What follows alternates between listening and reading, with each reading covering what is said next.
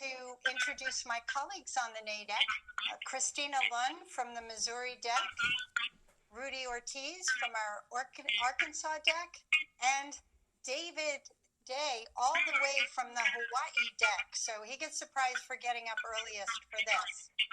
So before I turn it over to Christina, just a couple of housekeeping rules. We will ask attendees to please turn off your video and audio. I'm hearing some feedback now as well. And we're doing this so we can conserve bandwidth so that you all have a good view of Christina, Rudy, and David. We will be opening things up at the end for Q&A. If there are questions along the way and you want to raise your hand, certainly do that, and we will manage through that. We appreciate you joining us today. We're a little bit new at this WebEx platform, so please do bear with us. Again, if you would just keep your audio off and feel free to turn off your video so we can conserve the bandwidth on the platform. This will take a bit over an hour. Bio breaks, you're on your own, and off we go. So Christina, over to you. Thank you very much. And you can hear me. Thanks everyone for joining us for this is our third webinar on China BRI. Obviously, we feel like it's very important. For those of you who have not been with us for the first two, you have opportunities. I'll make a pitch that you can get access to them, and David will fill you in a little bit more on that when I hand it over to him. But I wanted to say something else about China BRI and why we're doing this. This represents a collaboration between the Trade Policy Committee and the Education Committee for the NADEC that all of us have just, it's just been a great experience.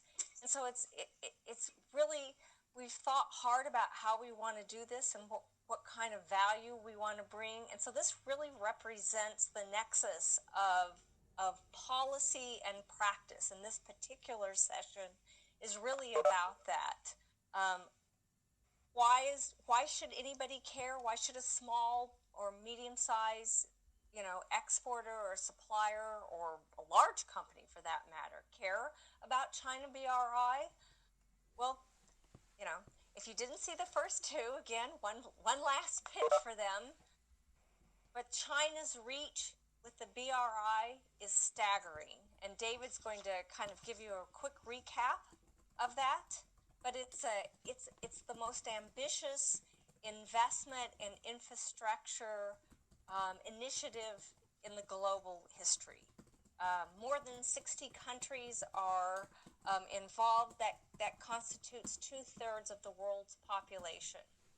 And if China were a Western advanced democracy, there might not be an issue, but there are issues involved.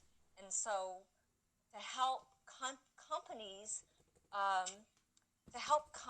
navigate the unknown, the pressures on how to continue to operate and expand your business in a world where there's pressure now to change where your supply chains are, or to do business in countries that may not be directly related to China, but suddenly you find out you're working there and China has a massive investment or relationship. These are all issues of risk. And if I've learned anything working with companies in the last decade of my life, it's that farmers may be gamblers, but business, when you do business, you don't want risk. You want to understand the environment. And so this is about helping you understand the global demands of China and the global demands of supply chains. And you're going to hear today from a remarkable twosome, David Day and Rudy Ortiz, in terms of going through again the demands of and the seriousness of the China Belt and Road Initiative, and how you can prepare your supply chain to deal with it. So with no further ado, I'm handing it over to David Day. Well, thank you, Christina, and good morning, good afternoon, good evening to all of you, no matter where you're tuning in from. I think that, of course, we're not going to take the time to do a complete rehash of the previous programs, and I think that it's important for those of you who are on this. I'm sorry, we've got a little bit of outside interference. It's only temporary here. It's important for all of you that are business executives, small and medium-sized businesses generally, to really appreciate what Christina just said. And let me say it another way. And you would get this when you go on and pick up the recorded programs that are on the National DEC website, the prior ones if you missed them, is that depending on the development of China's Belt and Road program globally, you may find that your company is actually foreclosed out of some international markets, and we've seen some of this, or you may encounter some fierce competition in international markets, and we will likely see some of that even in our own domestic markets here. So always remember that China was the society that took them roughly 1,000 years to build the Great Wall, and that this Belt and Road program is not going to go away. It is the crown jewel of Xi Jinping's foreign policy, and it was made into or built into and as it is the cornerstone of China's 13th five-year plan, and this was back in 2016. It's now part of the Constitution of the Communist Party as of 2017, and it is now enshrined in China's national constitution. It's not going away, and your grandchildren are going to be dealing with the Belt and Road. That is why it is so important, because it affects international markets all over the world. So let's go forward here a little bit. One slide here, if we could. We ask our production team if we could do that. Christina mentioned 60 plus countries. I think that we're now looking at a staggering number of countries. The slide there shows 100 plus. I think we're really looking at about 152 countries around the world. You'll see the maps of this plotted out on some of our prior programs there, so you can really see that. But it's, by way of recap, next slide, if we could go to that. It's very important that you really understand, so you can teach this. You've got to understand, what is the business model of China? What does it look like? And it's depicted here on this graphic. It is a tightly, highly coordinated, monolithic composition. And you can see on the right side of the graphic there, this pyramid. And the Communist Party's Central Committee is tied down into a state administration for state assets commission, supervision and assets commission there. And this commission controls all of the economic activity in China, all. So when you hear people in the media or other academics or think tanks and they say so-and-so is a private corporation from China, that just underscores that they do not understand the basic business model, the way China is set up. And so this State Assets Supervision Administration Commission covers everything. And it has some 97 state-owned enterprises, and one of those is the People's Armed Police, and you can see a little bit about that there, but understand that the People's Armed Police they have representatives in every single operation of Chinese business everywhere in the world, and that includes Huawei or any of the other companies. So in addition to understanding what the business model looks like, you have got to appreciate, and let's go to the next slide, what China's capacity is to execute a plan. And so, of those 97 state-owned enterprises, on the right side of your screen there, we'll just flash up the names of them just so you get a feel for that. But the fourth one that was there already was this AVIC. And understand that AVIC is on 27 listed stock exchanges around the world. It has 100 subsidiaries, and you can see there are 500,000 employees. Why is this important? It's because AVIC is the Chinese equivalent of the Ministry of Aviation and Aerospace. That is just one of the state-owned enterprises that handles the manufacturing of hardware for the People's Liberation Army and so forth, their aircraft. And it is being funded on international stock exchange by foreign investors, just so you know. And so the key point here in understanding by way of our recap is the picture of what China's business model is and what its capacity to execute. They can throw 1 million people into anything. And just as an example of this, in terms of the size and capacity, when China joined the World Trade Organization, the WTO did not even, and this is back about the year 2000, even back then, the WTO did not even have the office space to handle the documents at that time for the various China-related complaints filed from various countries all over the world. And there's one other piece here about the Belt and Road that is important for you as an international business person, is that to the extent that China really gets a solid grip on the economies of these host countries, they're setting up a new body of law as part of a legal system. It's created just to administer disputes along the Belt and Road. And guess what? Those disputes will be resolved in China, not in the host country. So you just have to have this picture. I'm sorry that it's so brief, but I would encourage you, as Christina said, go back and check out the prior seminars if this is your first exposure to this, because it's important. So Christina, I think that's basically enough time spent on this piece here.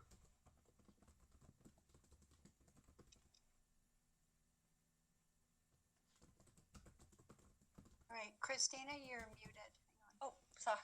It's okay. Go ahead. Sorry. Can you hear me now? Yes. Yep. All right. Sorry about that. So, again, David, thank you for this. It's just so important for people to understand how China does business and their reach. You know, Christina, one of the things that I think is, let's just tell it straight here. Most people, most think tanks, academics do not understand what China's end goal is. And their end goal is not to compete with the United States. It's not to be a strategic competitor of the United States. The unstated objective of the Belt and Road is that China intends to be the #1 superpower in the world, and the United States would be a lesser superpower, and to supplant the US dollar as part of the monetary system. So, we covered that in the prior seminars, but I just want to make it really clear. We're looking at a piece of the tactic being used in the overall strategy towards global governance by the People's Republic of China. That's what we're looking at. And Christina, I'd like to add something to David's comments and to your comments as well. You know, somebody listening to this might think, well, this is China bashing. And I assure you, it's not. This is what they're doing is really impressive. Okay, but it's just really critical to understand how things work, and understand the background in order to be able to know, well, if they're going left, do I need to go right? Well, how do you know that if you don't understand what direction they're taking, right?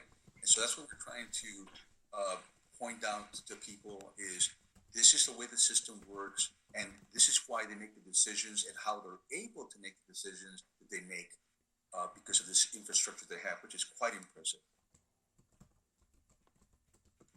So, one of the goals of this whole series, of course, is to inform businesses in the U.S. that do business overseas, wherever they do it.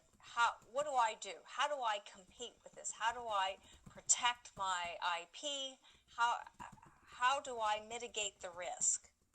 So, how does the U.S. compete with China under these conditions? Well, the answer to that question really is, we have to look at the broad picture of what the government can and should do and what we as business people can and should do. And the underlying rubric here that we need to follow is, in terms of competing internationally, is that American companies always need to lead. I'm sorry to say this, but it is so important. The American companies always need to lead with our American values. That's what really sells. That's what people in other markets are hungry for. Of course, we got to handle the profit side of things, but the values are really important. The second thing is, and let's go to the next slide here, is to understand that the U.S. military has got, they have finally understood the threat and picture of China. And so that the warriors that are really in the battle now are all of us in the business community. And the U.S. private sector is is the force that's going to be competing. And there are a number of qualities that we bring in a competitive environment to any deal. And these qualities are listed out here in this graphic, and you need to be emphasizing these qualities and developing these within your own business. And the mobilization of international resources there means that the U.S. companies can pull financing from not only from the U.S. but other countries as well. And these are the assets that we carry in the private sector that need to be developed. In addition to these, there are four key areas, Christina, that I would say that we need to develop as a business community and working with our government agencies and so forth. So the first of these is that we have got to quit funding the military machine of the People's Liberation Army and the People's Liberation Air Force and Navy. And we just talked about this huge state-owned enterprise called AVIC, and it's on these listed exchanges in various places in the world. And we have seen just recently, very recently, efforts taken by our own government to block federal retirement funds from being invested in these types of operations. Well, we need to go broader than that, and this will need to involve Wall Street and the pressure on the multinationals that we've got to stop funding this war machine. The second thing we've got to do is we've got to stop the bleeding in our own country on the U.S. side of things, and this has to do with stopping the intellectual property theft. We've got to provide property protection, and that's a joint exercise between our government regulators as well as our own companies. We have to take the initiative ourselves to protect us in terms of cybersecurity and so forth. And you have seen over the last several months, almost on a weekly basis, news regulations, new sanctions coming out, new legislation coming out, all in an effort to stop this type of innovation bleeding out of the United States. And some of that bleeding has been taking place at our universities and educational institutions. You've seen that. And we've had these Confucius institutes around the country that have been very problematic. And one of the things is to understand the way that China has deputized its citizens in something that I would call something like a Spies R Us law that was in 2017. It's a national intelligence law that, and let me just read it to you. I mean, it applies to every citizen of China. Article 14, national intelligence work institutions, when carrying out intelligence work according to laws, listen to this now, listen to this, may ask relevant institutions, organizations, and citizens to provide necessary support, assistance, and cooperation. That is a deputization of the entire population of China, wherever they are, to assist the government. And so we need to understand that. So that's the second step. The first one was to quit funding. The second one was to stop the bleeding.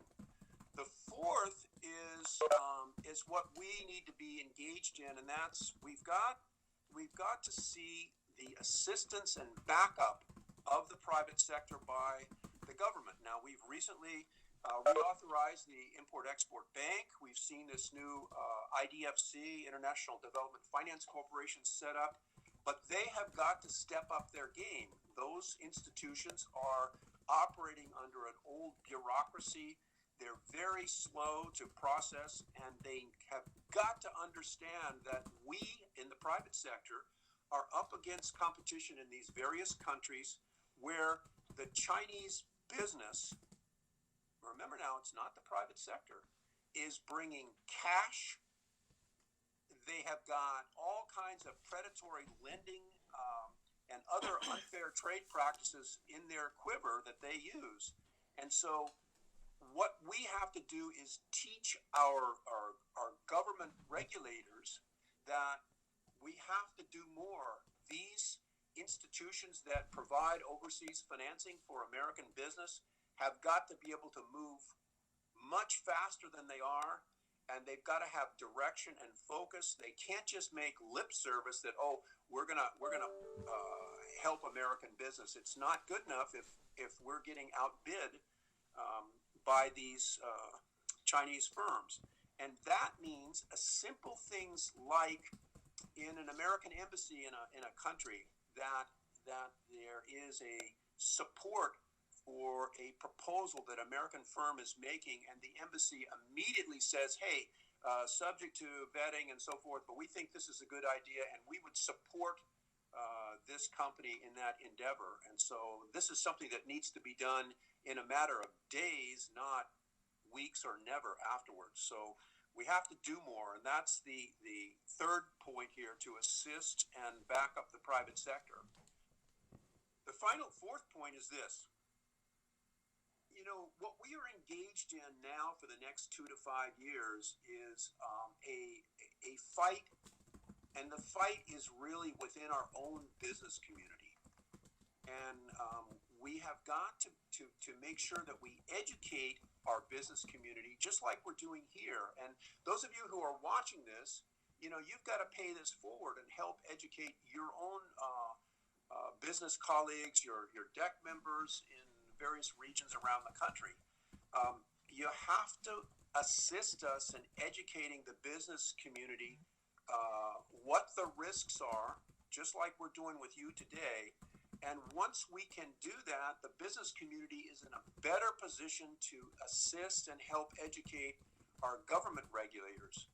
And why is this important? It's because in order to go up against effectively a business model with the capacity that we have just shown you, it requires that the business community and our government work together smoothly. And so you've heard the expression by various government regulators called whole of government. Well, that's kind of a phrase they often use. But what we have got to work towards to effectively compete, Christina, is we've got to work with something akin to a whole of society approach.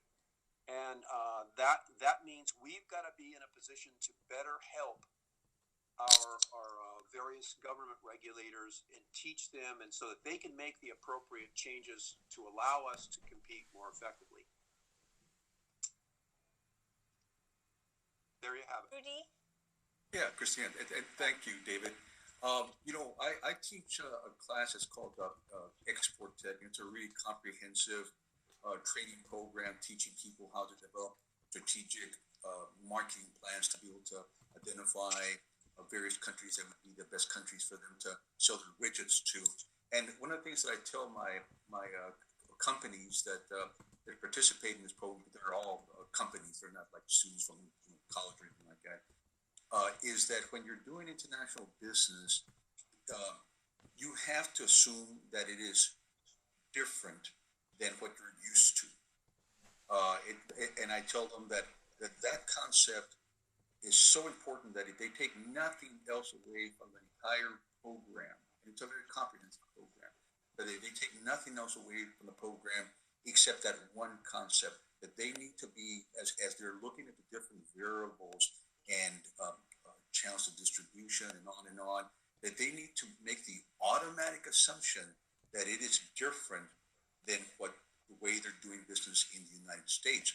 And that is actually part of the problem in terms of our United States and other countries, throughout the entire world, certainly the entire Western world, is this idea that we think that everyone thinks like us, and I think Americans in particular are really, really entrenched in that idea that, well, if they don't think like us, they should, right? But in any case, there's a humongous segment of the world's population that don't think like us at all. And that's not to say that makes them evil or that they're underhanded or whatever, though they might be. But I'm just saying they grew up under different conditions, they have a different history, and therefore they perceive things really differently than we do. To that point, intellectual property. The Chinese just do not think about intellectual property. First of all, they don't really think it really exists. I mean, to them, an idea is an idea, and it can't be codified, or you can't protect an idea. You shouldn't It can't be be able owned. to protect an idea. Go ahead, David. I was saying it can't be owned in their mind. Right. It can't. An idea can't be owned. Whereas in the Western world, and certainly in the United States, it can. I mean, you put money and time and heart and soul into trying to develop some concept, some invention, and in the United States and in many countries, the government gives you, in essence, a monopoly for some period of time in return for your divulging all the ways how this widget works.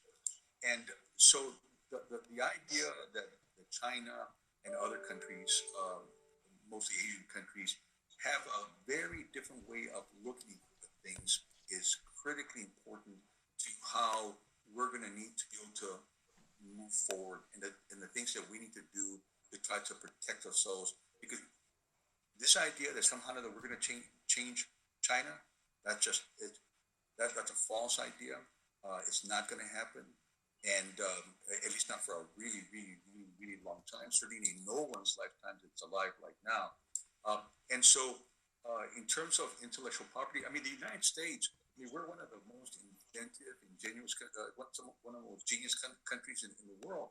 We're constantly inventing stuff, but people really don't understand that even though you have intellectual property, and even though you might have a patent in the United States and maybe in other places, if you take your product to China to get it manufactured, it's going to get stolen. I mean, it's just really, really quite that simple. They're going to produce 2 products on the molds to make your stuff, and they're going to produce 3 more and sell it somewhere else in the country. I remember very clearly when I was the general manager of a manufacturing firm that made paint contractor tools, going to this really, really big trade show in Chicago, and I was walking around the floor, and there's this company selling our tools, and I actually had them removed from the trade show.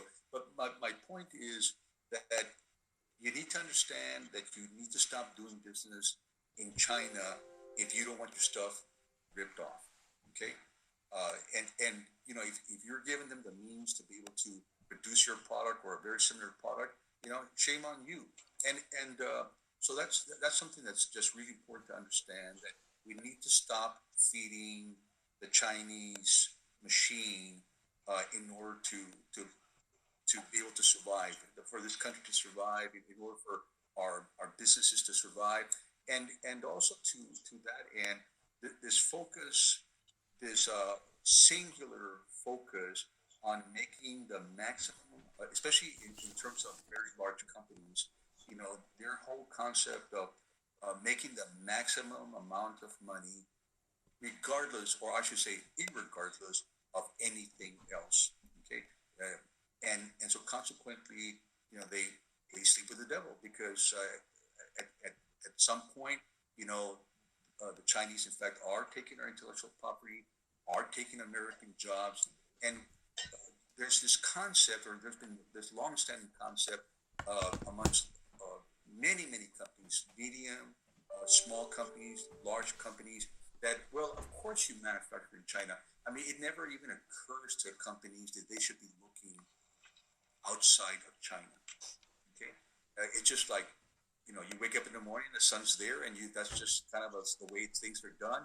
But we need to stop doing business that way. It's harmful to us, and so we have lots of companies, both in the United States and other friendly countries that are nearby, nearshoring as we call it, that we can do business with, that are reliable, and that that we have a competitive edge. And whether we do all of our business in the United States or we do it elsewhere, it's really important to understand that it is no longer.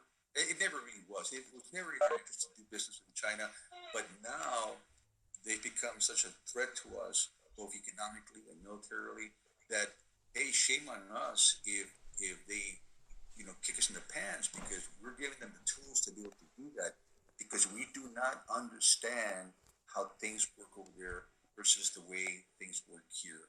And so we do have the means to be able to produce, to invent, to enlarge your companies, but we just need to lose the idea that automatically, without thinking through, without doing an analysis of supply chain management, or even having supply chain management, and considering the risks that are involved, automatically doing business in China. We just got to stop doing that. Another part of it is, I mentioned it a second ago, is supply chain management. In many cases, I'll ask a company, so, like, where do you get your supplies from? Where's Bob in California, without them understanding that Bob is getting their stuff from some other country, in many cases from China or somewhere else.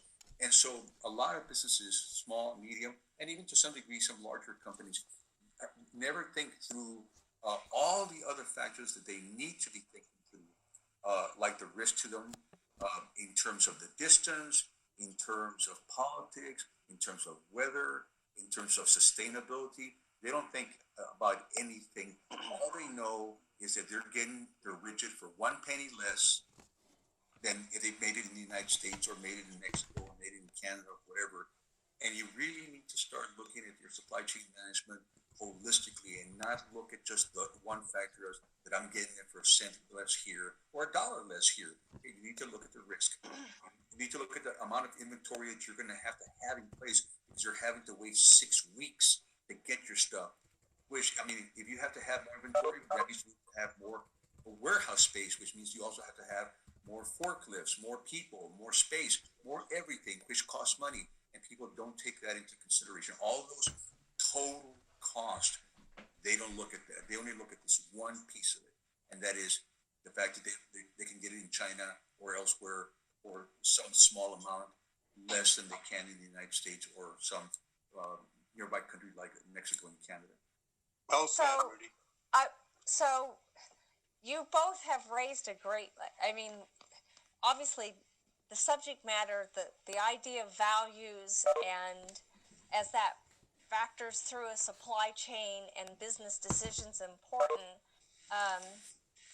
We'll leave for another time the whole issue of governance, especially in terms of the U.S. having influence on the governing boards of global institutions that oversee trade, because our values and our ability to influence the decision making, the rules by which nations are supposed to trade is really important. But we have a lot of territory to cover today. So, moving on, kind of big jump here. So understanding where we are now, what happens in terms of China in this post-COVID world? Where do they stand economically, and what does that mean for the entire Belt and Road Initiative? Well, okay, let's do this. Let me ask everyone to take up a big mental squeegee and wipe aside what you've heard about China's economic condition in the media and from a number of the various Bloomberg and other think tanks. And listen to me for a second here, because I think it's really important to understand, where does China stand today? Because we've seen a lot of media that's talked about how they've recovered from this COVID and they're up and flying and so forth. And I just want to tell you that they don't understand how the Chinese economy works, and furthermore, they do not have a clear understanding of the level of information warfare that China is using to sell their economic recovery, which is simply not the case. And so you've got to understand that China has built a system of dual currencies. So you have the US dollar system, and you have the internal renminbi or yuan system. The renminbi system is not convertible. So China built its economy on the export basis. Its entire economy. In fact, there are companies that are set up for export. They have their own separate regulations. They're set up differently. Their engineering, their product design, all that's set up for export. It doesn't convert over to the domestic economy. And so you have seen Xi Jinping talk about the development of a domestic economy.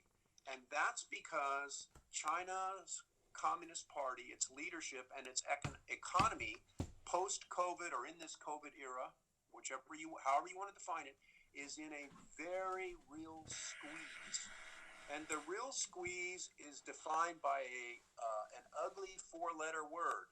So if you're taking notes, write this down. It's JOBS, jobs. And the problem is that China cannot just keep warehousing people. And if their economy is an export-driven economy, think about this for a minute. What are they exporting now? Well, they're exporting some high-tech equipment, computers, so all of us can talk on these various webinars. But the export side of China's markets all over the world, ask yourself, what condition are they in? They're not there anymore. So the leadership in China is got to replace jobs. And so this is the conversion over to a domestic consumption-driven economy, which is extremely difficult to do and will take some period of time. So you see a number of desperation moves. China is also pinched by the trade conflict with the United States, with the EU, and they've got an export industry that's sitting idle. So in terms of the Belt and Road, if you just look at that one piece, you would say, okay, that's going to put a slowdown on the development of the Belt and Road, which is true. But then look at the host countries in the developing world in the Belt and Road, where much of China's efforts are focused, and ask yourself, what is their economic condition? And when you look at that, you see that those countries are in very, very difficult economic straits. So essentially, China is, despite the fact that it's in a very difficult position economically, it's in a position to renegotiate some deals, but where there are deals of strategic importance, and you need to go back to our prior seminars to pick that up, but where there are those deals that are of strategic importance, China is in a position to really squeeze. Why? Because the host country is in a very, very difficult situation. They're as a consequence of this whole COVID situation and having their own economy shut down. So I think, Christina, that's kind of the quick and dirty of where China stands today economically, and kind of what's happening on the Belt and Road. Always remember that this is a society that took 1,000 years to build the Great Wall, and the Belt and Road is built into the foundation documents of China. It's not going anywhere. So what have we got? We got a period of some hesitation, some slowdown, and this is the time in which the U.S. private sector needs to step into some of these markets and sell the values and the qualities that we have as a private sector, and get in and compete. David, to your point, one of the things that's really important to understand is that you and I were talking about when we were growing up. We had this little, I think they called it a Chinese puzzle. It was little, sort of like a Rubik's cube, Right. and everything's in flux right now. It's not like just the United States is making strategic moves, or just China is making strategic moves. Everybody's making strategic moves because COVID-19 has impacted them, to varying degrees. And so the scenario that existed before is not exactly the same thing that we have now. And so we're having to move around pieces of the puzzle to try to accommodate the changes that have occurred. And China is no different. Wherever they see an opening, they're taking advantage of that opening. Same thing with us, same thing with everybody else. So once again, things are different. And it's important to understand that the way that we thought in the past, it cannot be the way we think in the future, because things are different, and they're going to continue to be different. And you're absolutely right, Rudy. And that's why I think it's really important for everyone to understand that change and the horrible situation that we saw in our own country, having to do with pharmaceuticals and our PPE, all dependent upon supply chains in China, and bringing those supply chains back, or nearshoring, onshoring. That's why that issue becomes very, very important, that everyone understand where we are now in this post, or approaching, let's hopefully, post-COVID world. Yep. And I think that there's probably several companies that are on the line right now, and you've been impacted to varying degrees. I know several companies here in Arkansas that basically shut down because they could not get the materials or supplies or parts to be able to produce their stuff. Okay, so I mean, if you have a major component, a major metal, a major material that you utilize to be able to make your own widgets, you're dead in the water. And so, trying to save a couple of cents and then going out of business, I mean, that just doesn't make any sense at all. That's why supply chain management is so important, and making sure that you have multiple suppliers of your products where you can. You need to be looking at that. You need to look at the risk involved. You need to look at all of it. You cannot, at the risk of failure, you cannot just look at price by itself. You got to look at the entire picture.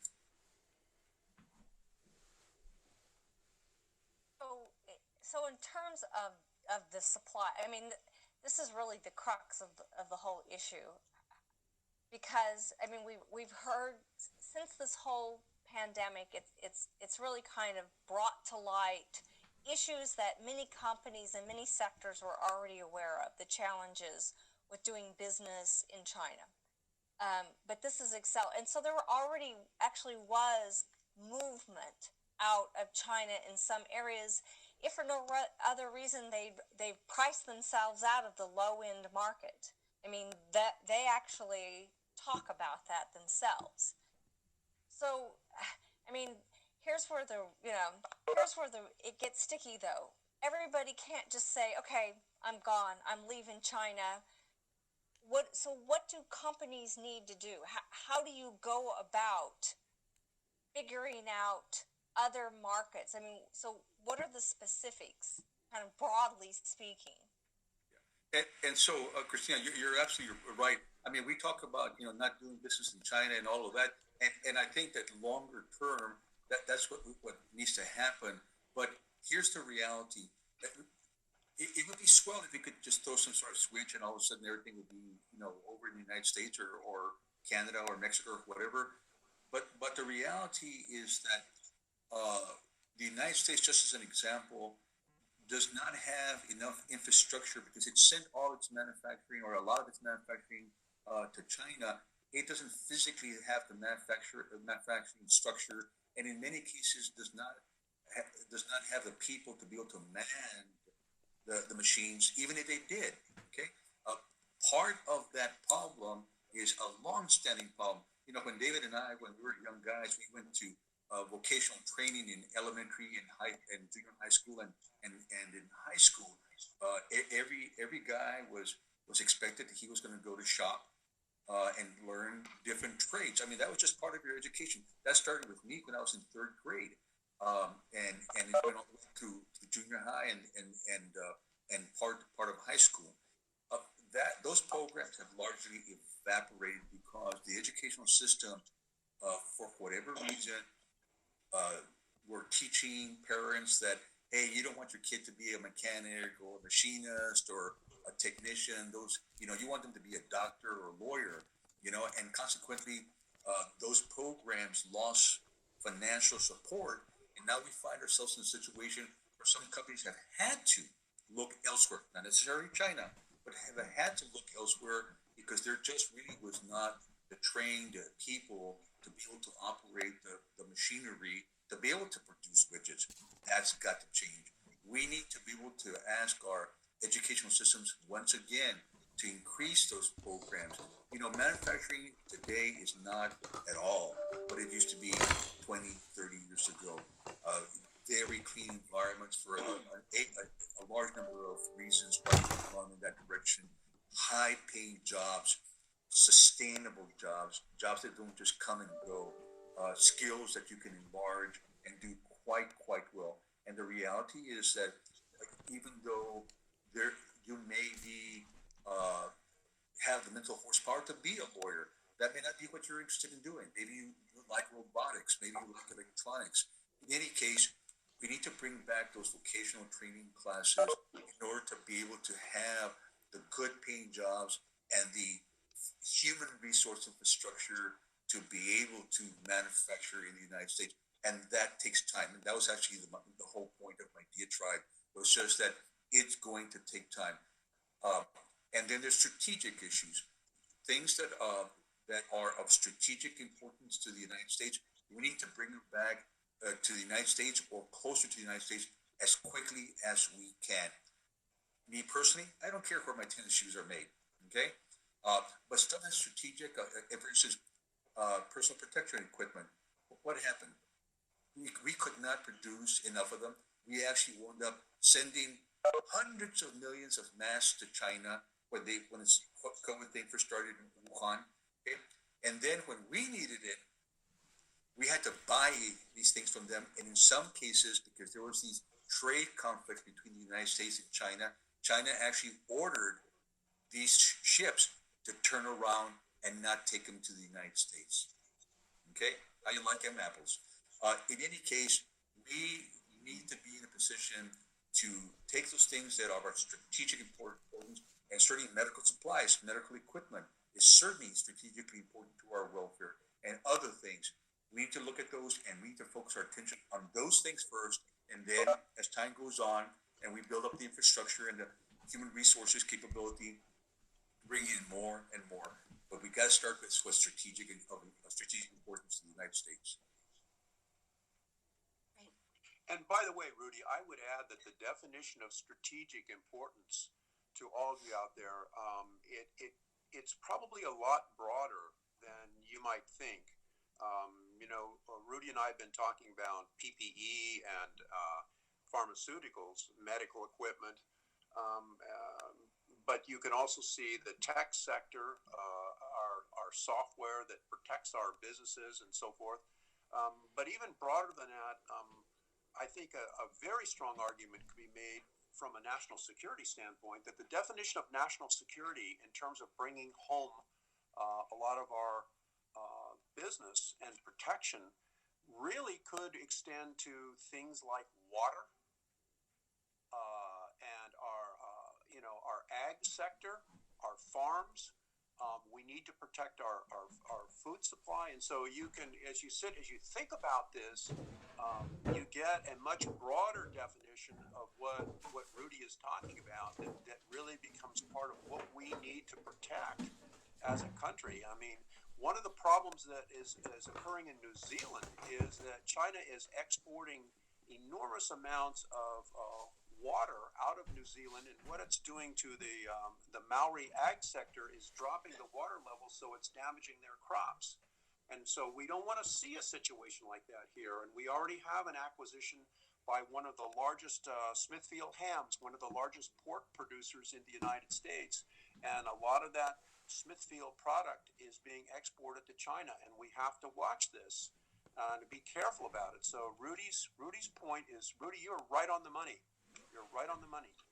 And once again, when we talk about strategic, we're not talking about missiles or high-tech equipment, though obviously that's part of it. But would anybody argue with me that having a ready supply of toilet paper is not important? If we believe that's the case, people were making a run on that sucker, right? Once again, the PPE, even though they're paper products, are these things important to your daily life? Okay, I mean, most of us can live without a certain brand of tennis shoes, right? We'll switch to something else.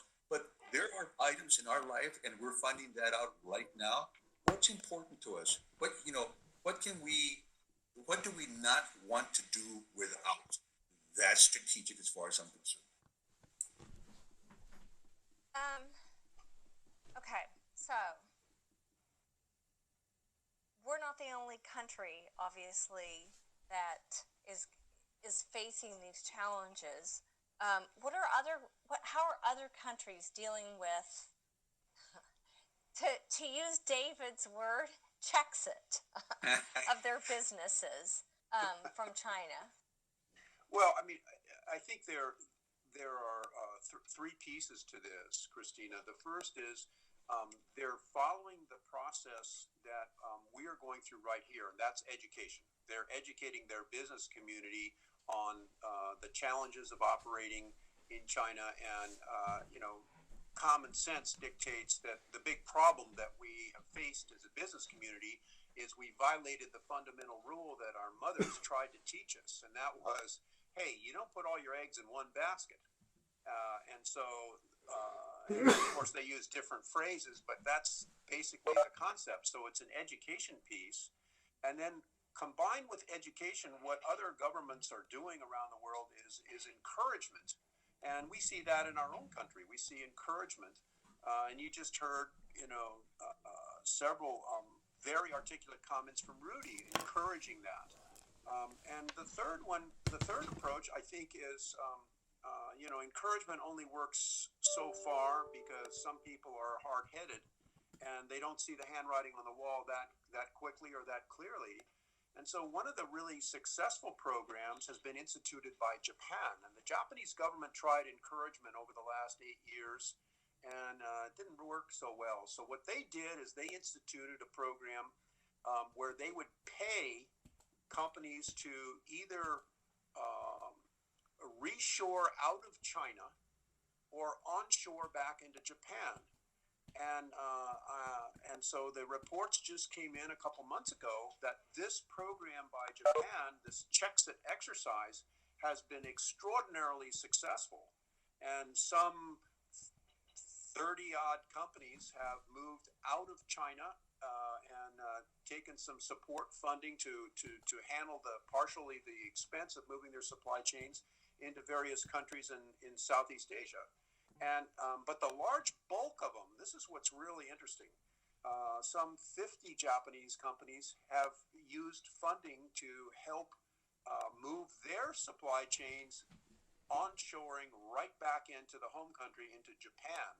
And I think it's important for all of us to know this, because those companies that move back into Japan, there are some really good examples of where they pulled their entire supply chain out of China and rebuilt not only the basic home manufacturing operation, but rebuilt their own supply chain right within the Japanese homeland. So I think that's an example that we might ultimately see develop here in the U.S. with some support for companies to move their supply chain, because it's an expensive process. So where do the free trade agreements that either have just been secured in the U.S. USMCA, or those that are being negotiated right now, say the U.S. UK, where do they fit into this picture? David, if I can talk about that a little bit. Yeah. It's kind of an interesting, I guess you could say coincidence, in that here we're talking about nearshoring and reshoring for strategic reasons, for political reasons, for monetary reasons, all these really important reasons. And at the same time, the USMCA comes into fruition starting, I think it was July the 1st. And so now there's this in-place mechanism to be able to accomplish exactly that.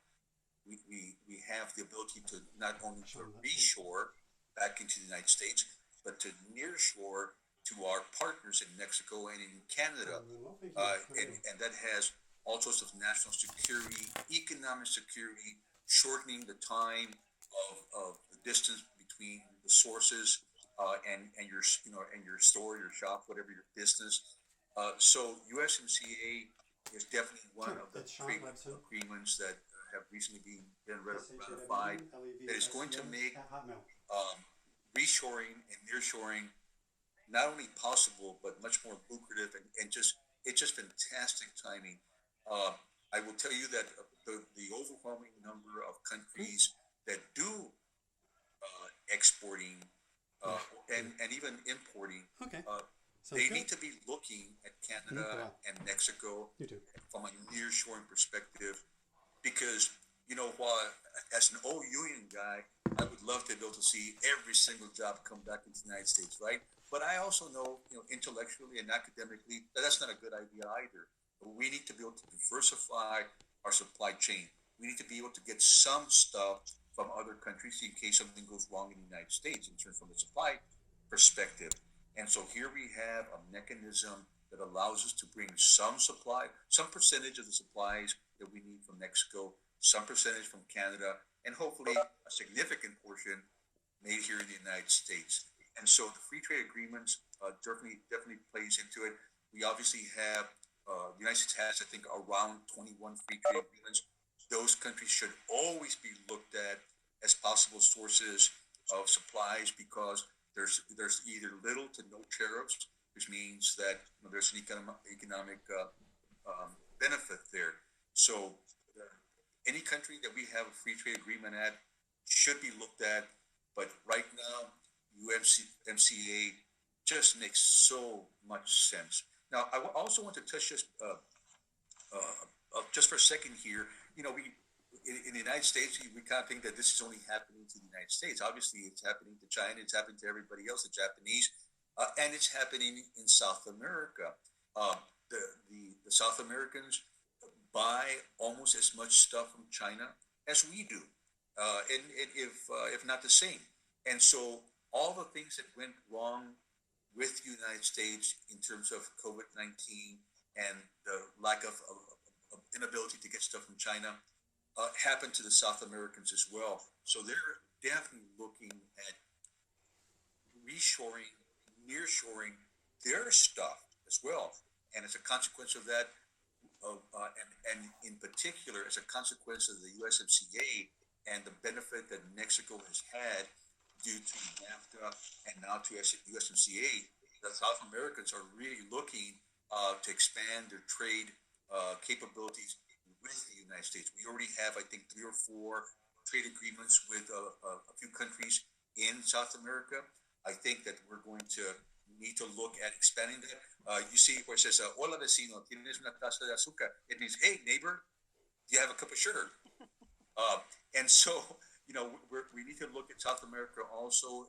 Look at those partners that are reliable, that we have, and start with those that we already have trade agreements with, for obviously logical reasons of lack of tariffs and all of that. And so, and certainly South America is a heck of a lot closer than China, right? And they have a lot of the same values that we have. So from a strategic and military and national security perspective, they are going to be better partners than China and other countries are. So I think that we're seeing this southbound trade initiative. I wouldn't call it a policy just yet, but a southbound trade initiative between us and South America and Central America, obviously Mexico and Canada. This is where we need to be looking at the Western Hemisphere to nearshore and to reshore for not only financial reasons but also strategic national security, shortening the time frame between supplies coming and going. So there's going to be a lot of benefit in looking at the Western Hemisphere as potential markets to sell to and to get from. And the South Americans are eager to start this initiative with us. So before we open it up for questions, because I'm mindful of the time and I know we probably do have some questions. So what are the final takeaways from this, David? Can you wrap this up? Let's not forget about the U.S.-UK trade negotiations that are underway, folks, because the UK is a huge investor in the United States, and I think we're going to see in the next several months that put into place. And it falls into line with the notion that Rudy was talking about, that we want to be doing business with our allies and countries that are culturally compatible with us. And I think the key point here, number one takeaway, is that the U.S.-China economic relationship, it's not going to go back the way it was. So, I would say get over it. The next thing is we've got to, the next point on a takeaway is, I think this is the point that Rudy was really emphasizing, was that we've got to think strategically, and you've got to take do an audit of your own supply chain and then take control of it and think about strategically how to mitigate the risk, how to diversify your supply chain. And then finally, I think the piece that's important next is understand, and this is precisely what you've seen graphically here, that the primary beneficiary in a post-COVID world is this USMCA, and you've got to learn how to take advantage of it, as Rudy mentioned. And so we'll have future programs with the National Deck and drilling down into the USMCA. We'll have a program coming up in the future on that, and also on annual conference coming up. But this USMCA, as Rudy said, it's just fortuitous that it happened to hit enforcement at a time when you could see those red countries on the graphic before. China made significant inroads into South America, and we have an opportunity to turn that around. Absolutely, and we need to. Well, thank you guys, and I know I kind of rushed you here at the end, but I wanted to be able to open it up for questions. So if you look on the right, next to your name and the kind of sidebar, you can raise your hand.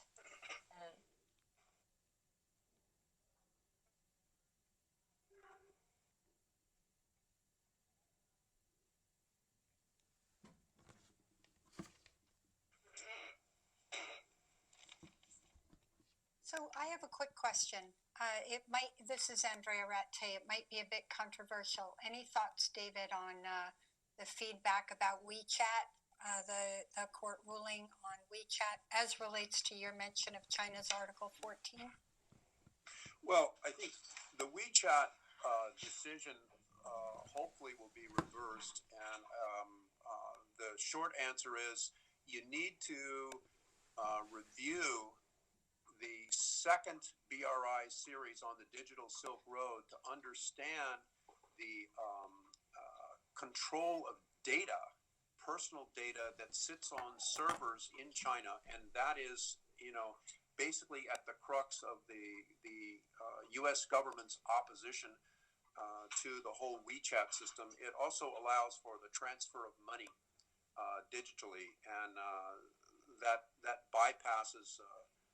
Potentially bypasses various controls. So the WeChat situation is a very serious breach of U.S. Persons' personal security. It's like that app Grinder that the gay community was using, and our government shut that down. Thank you.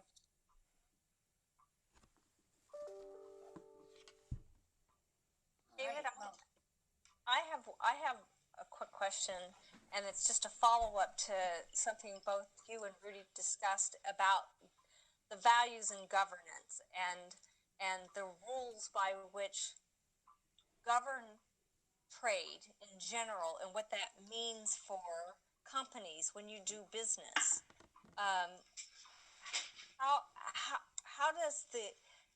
Why does it matter, or does it matter to the extent that the U.S. is involved in helping make these rules? Well, you're asking me, Christina? Yes.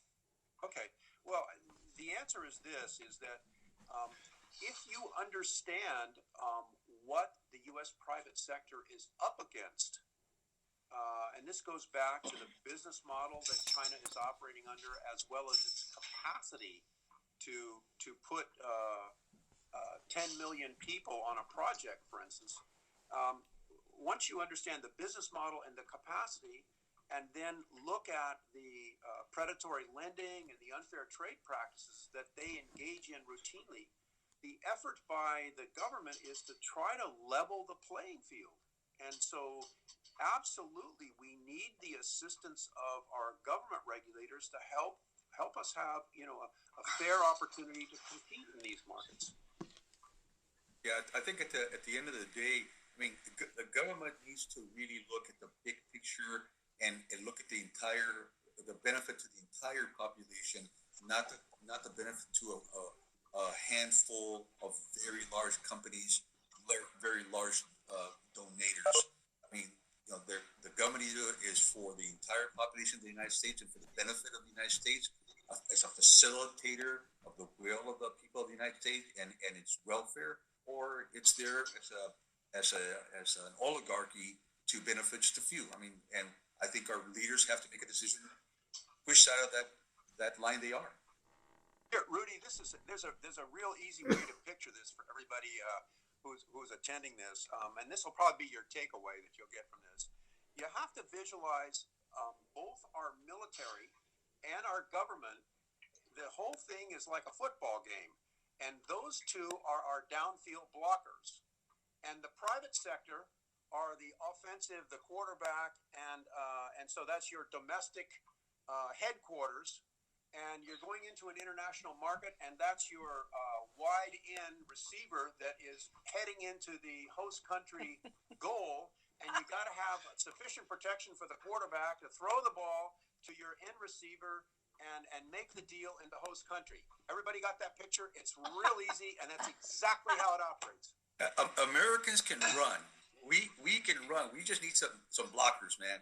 And that's what the government should be doing. They should be facilitating our ability to run for the end goal. And part of our job, Rudy, is to teach them how to block in various places, where to go. Because who's the quarterback?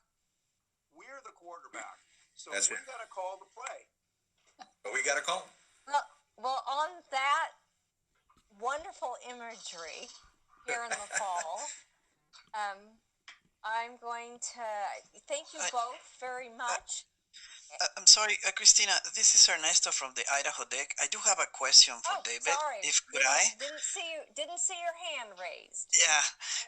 David, can you give us a little bit of a perspective about the Huawei case? It's still pending in Canada, and I think that is going to have a very immediate impact, and it's going to create a lot of noise. So, can you give us your best overall picture of what to expect from that, and how to be prepared for the potential side effects of it?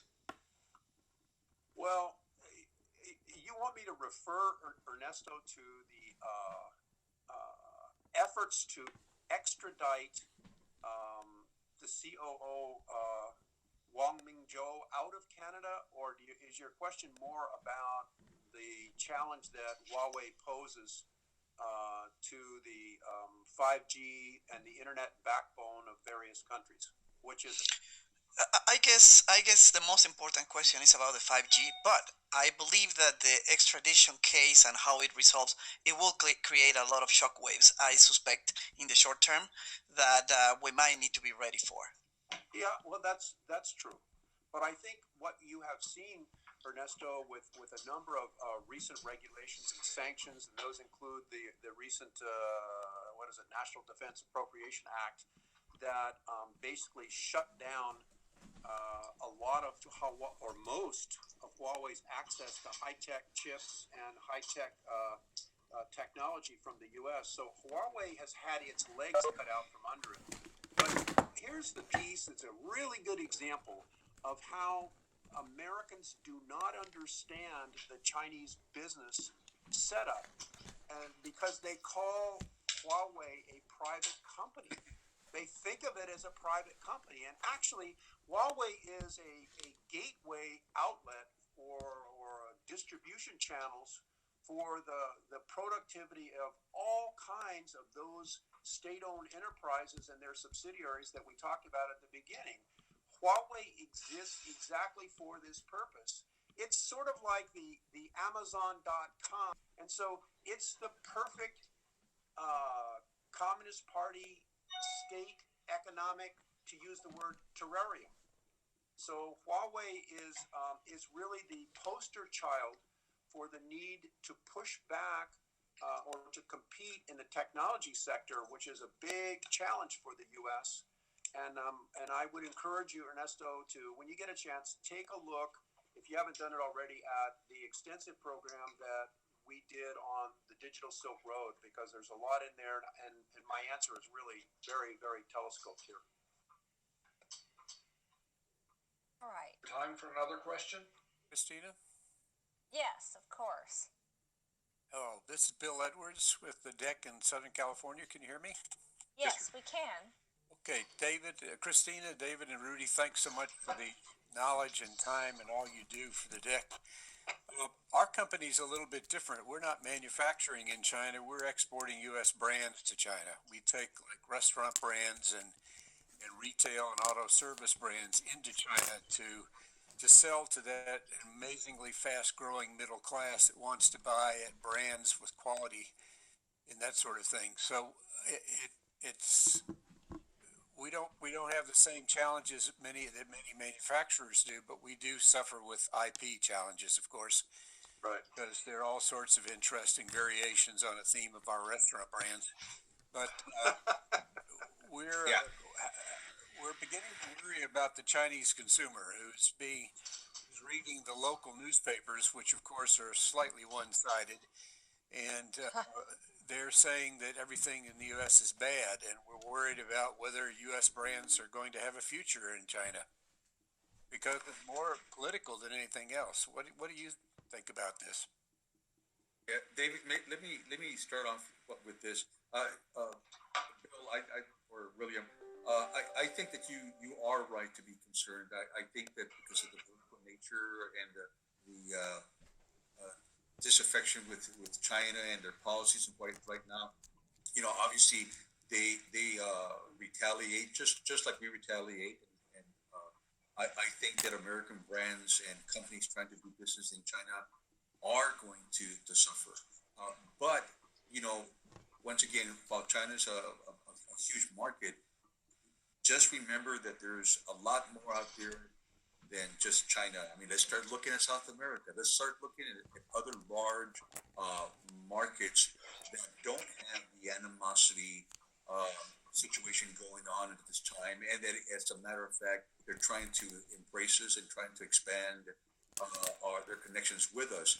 And so, what I would suggest to you is that I think you do need to be concerned about limitations of your growth in China, and that you need to start looking at other markets. Well, just to let you know, we work in 22 countries right now, so There's that 100 Chinese consumer is a big spender. It's a big spender.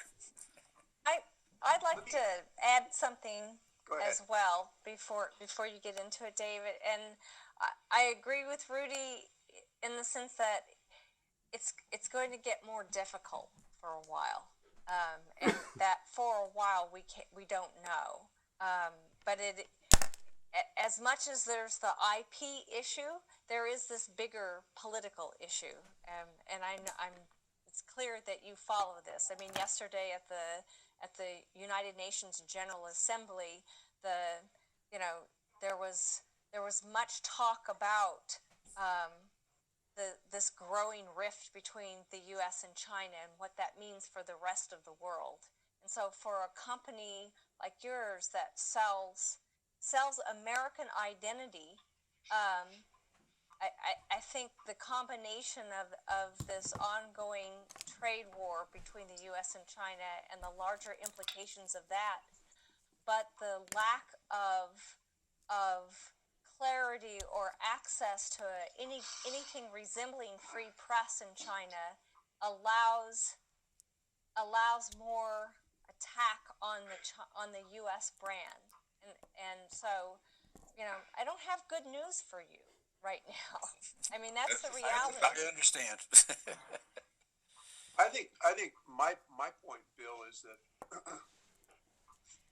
that U.S. firms have been lured into China, as yours and Tesla and others, Disney, by the prospect of tapping into that 1.4 billion person market. That's the teaser or the bait that the Communist Party has used to lure American business into China. Now, here's the part that is what we're saying, and I'll say it a slightly different way. Your company and Tesla and Disney only operate in China so long as the Communist Party wants you to operate in China. And at some point in time, all American companies are going to face exceedingly tough squeeze downs or pinches from operating in China. And so even Tesla, that handwriting is on the wall. Ask yourself, how long do you think the Communist Party is going to permit Tesla, Elon Musk, to run that company, when they themselves are trying to develop the electric vehicle industry? Well, they're going to let Tesla be there as long as it's necessary till they get their own vehicles up to speed. And then guess what? There are going to be some regulatory changes that are going to force Elon Musk to sell Tesla to some state-owned enterprise at some fire sale price. And so I think as long as you recognize the risk and that the handwriting is on the wall, you're good to go, Bill. And clearly I think you do. So just be careful. Well, after working in China for 38 years, including living there for 3 years, unfortunately, I agree. And also the factor of repatriating the gains, that's another item, David, that is worth mentioning as well. Absolutely. That you might be very well set, but it's very difficult to get your gains out of China, to repatriate those funds. Mm-hmm. David? I don't know if I'm heard or not. This is Stacy Stanley. Is there time Yes, for we another can question? hear you. Yeah. Yeah. All right, thank you. Yeah, I don't see the handshake didn't seem to work. David, you've had 3 webinars now, and you tend to focus down to a seminal point, and that is that we look at China as an economic threat perception to the United States. And I've heard Rudy talk about extricating yourselves out of China and doing business there. You've just had a Q&A specifically about that. And I pose a question that may be a bit uncomfortable, but on October 8th, we're having the DEC virtual fall conference, and one of the workshops that you're moderating and that I'm participating in is operating in key challenged markets, and one of those is operating in China. It would seem, based on what we've been hearing today and for the last 3 webinars, we ought to be focusing on the challenge of extricating yourself successfully out of China as opposed to doing business in China. Well, I don't know if that's a question or a comment. No. But Stacy, you make a very, very valid point. And the focus of the program on October 8th is on the China side is recognizing that there are companies, and Bill's is a good example here. There are companies that are going to continue to operate in China at some level, and so the extent to which that we are able to provide some advice and guidance for those, that's what this program is about. But Stacy, you are right on the money that the extrication exercise out of China is a complicated, it's an expensive business, and it takes a company probably a couple of years, and they're going to end up selling off assets like I just talked about Elon Musk and Tesla at a fire sale price. And that, Stacy, is you've raised a brilliant point, and that is something that I think that we need to focus on in some future program, because it requires it's a very complex issue, and it's something that we need plenty of time to do that, not just in a quickie little 15-minute hit. But excellent It's point. straddle. It's definitely a straddle.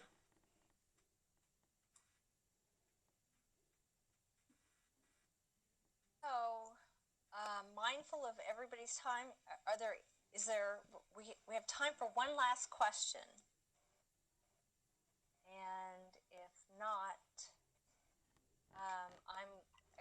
I want to thank everybody, particularly any of those of you who've actually been involved in all 3 of these. You get gold stars for that. I'm going to hand it over to Sean Levson. Sean, are you there? I am. Can we see you? You should be able to see me now. Yes, he's there. Hey, thank you, Christina, you for are. giving me an opportunity to speak for a minute or two.